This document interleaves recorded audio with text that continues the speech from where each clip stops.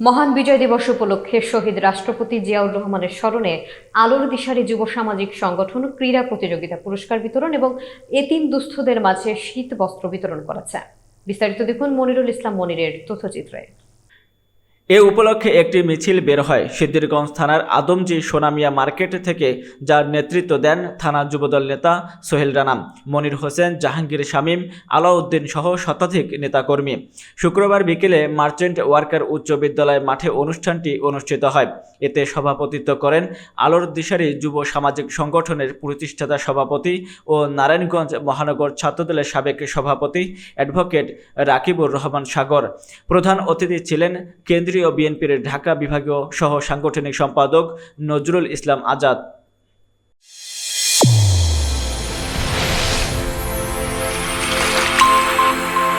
Channel A1 হৃদয়ের স্পন্দন।